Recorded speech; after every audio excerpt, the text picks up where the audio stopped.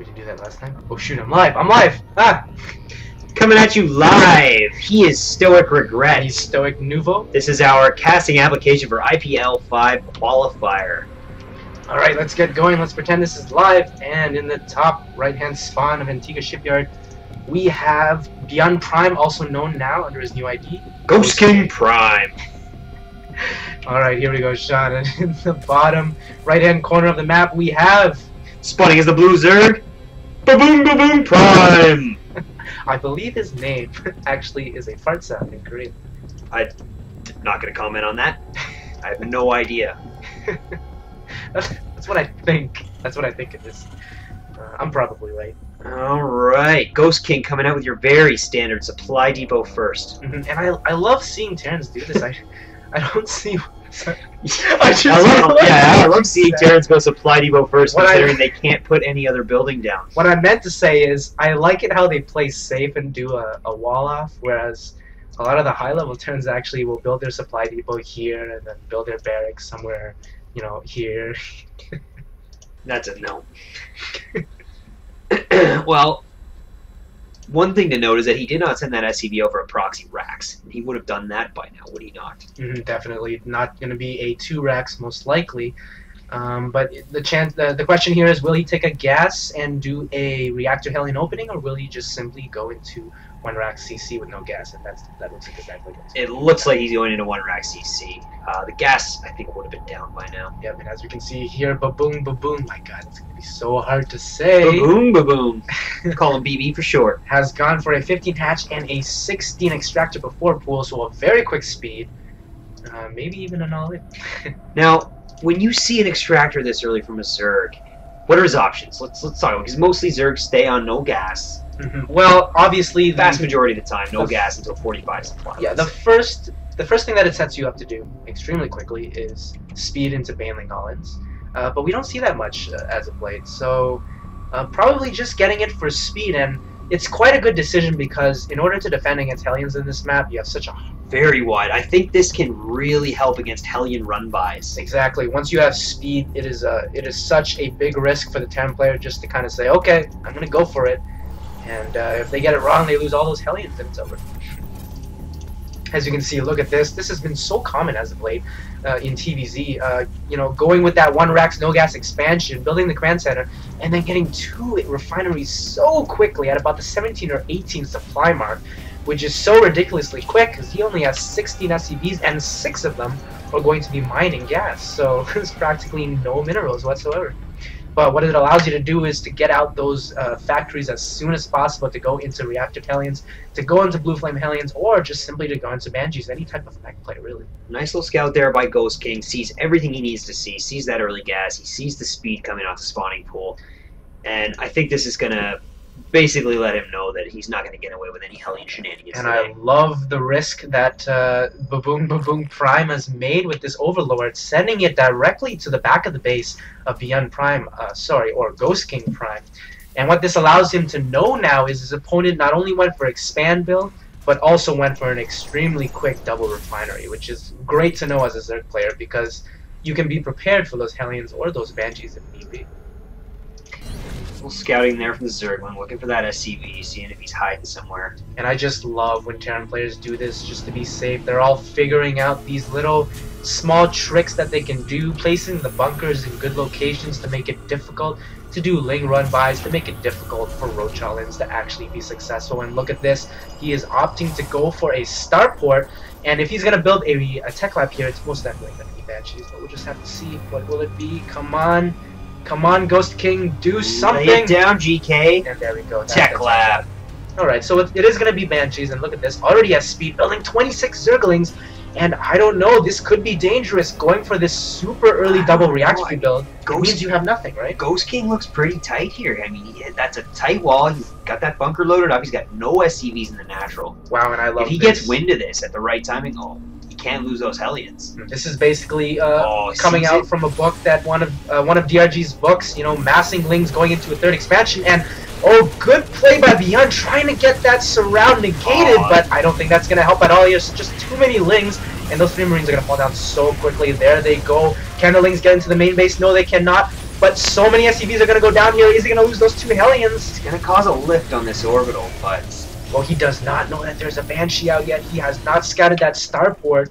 So, I don't know. This is kind of an interesting position because if he sends this Banshee directly to this 3rd base, it actually could do some significant damage. I call that semi-successful. Going for Cloak, which can be dangerous since Baboom Baboom does not know that he's even producing Banshees right now. Yeah, but one thing I do want to point out, which probably has been a blunder by Ghost King Prime, is he did not start this Cloak on time, actually. Like, look at his gas pods. He has 300 gas right now, and the Cloak is not finished at the same time as the Banshee, so I think that Harass not only did a lot of economic damage and killed a whole bunch of Marines and bunkers, but it also was able to kind of throw Ghost King Prime off a little, and he wasn't able to macro as well. If he could take out this 3rd, it would be significant. But I think Baboom Baboom is going to have enough defense here. I think the major thing here is if he started that Cloak research on time, he would have been able to reach this 3rd base with Cloak when the Evo Chamber wasn't even up.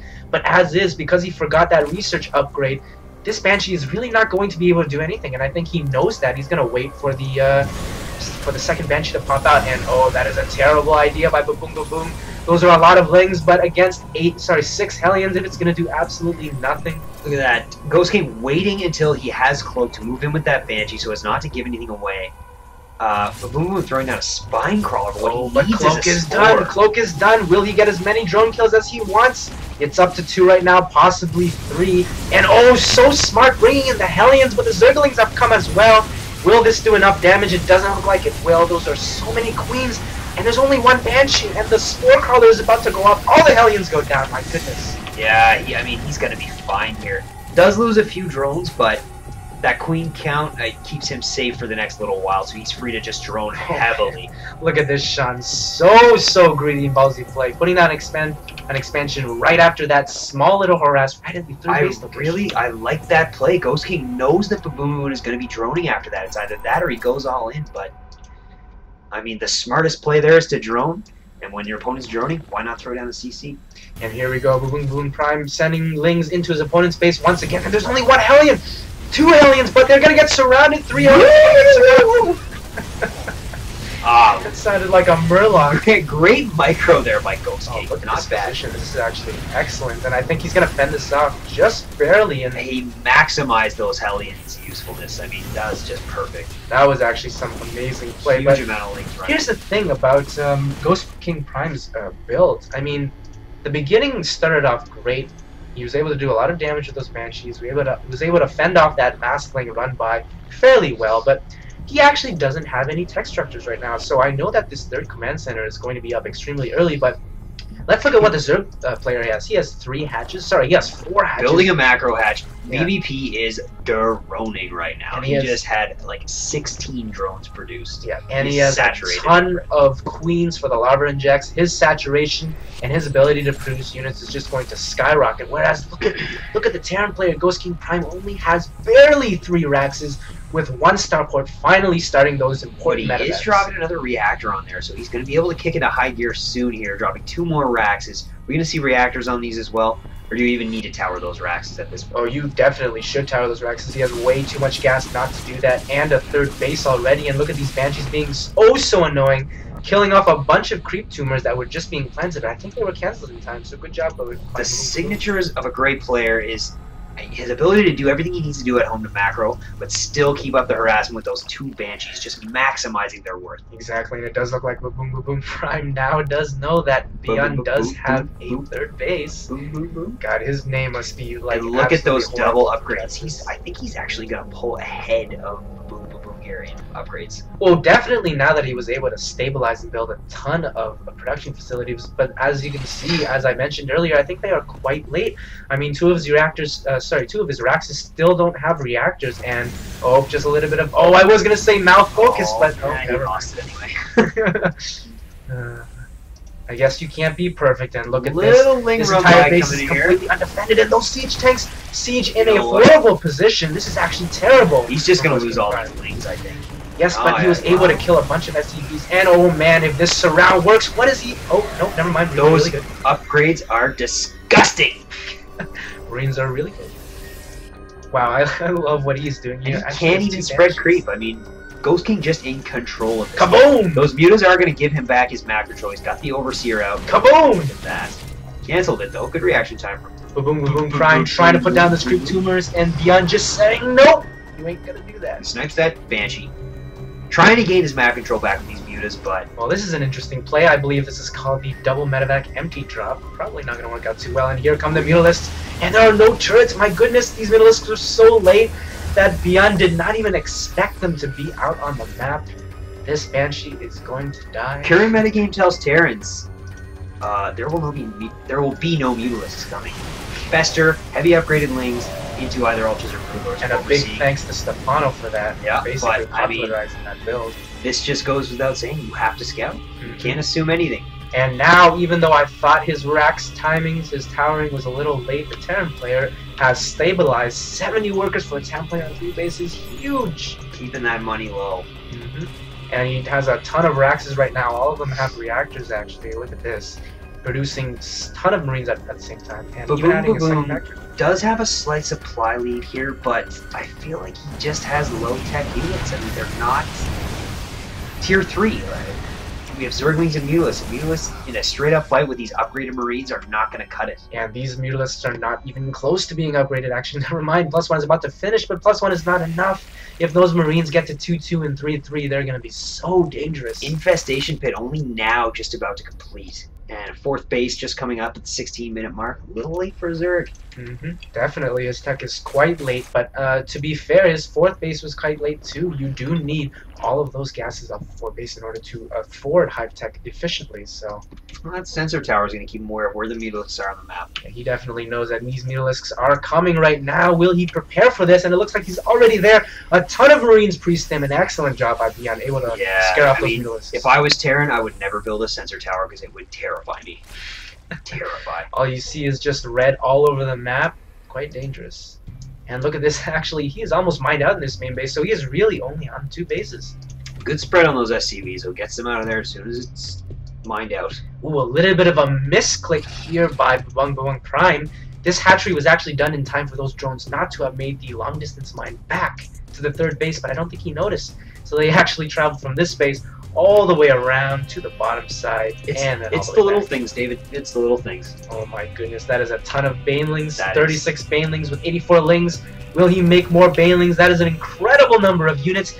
And I don't think the Terran player knows this is coming, but it's an amazing spread. How good will this go? The Banelings, they're hitting with the tanks! Oh man, excellent job! Oh my God, just look at those Baneling targets. Oh, that was amazing. With the last Baneling just blowing up on 2 tanks, and now 143 to 159, but the Terran player and the Zerg player have equal remax values. 11 Marines at once, 2 tanks, 2 medevacs. I mean, his production is at a max. Just finished an XCC. He's going to be able to freely take that gold right now. And that's exactly what he needs to do ASAP, because the Zerg player is starting to transition into Tier 3. The Great Aspire is going down. The Terran player needs to do something right now. You know what? He can wait for Blue Lords. At this point in the game, it's game ending either way. It could lose the Zerg the game or it could win the Zerg. Exactly, but I don't know if he has enough to push. According to the Terran player, it looks like he just wants to take his 3rd base, and this could buy Babung Prime enough time to get those Broodlords. I like those spines, keeps him safe from the drops, maintains that 4th base, which is critical at this point. Ghost King not utilizing that drop before the Mutalisks get there. Actually, I think he might use this opportunity to siege up in the middle, but he did lose all of his tanks in that last engagement, so... Oh man, the Broodlords are coming, Sean. The Broodlords are coming. Dropping a healthy scan there. Every time I see this type of game where the Zerg player doesn't really have that much of a strong army and is going to Broodlords, I just think of the Jaws music.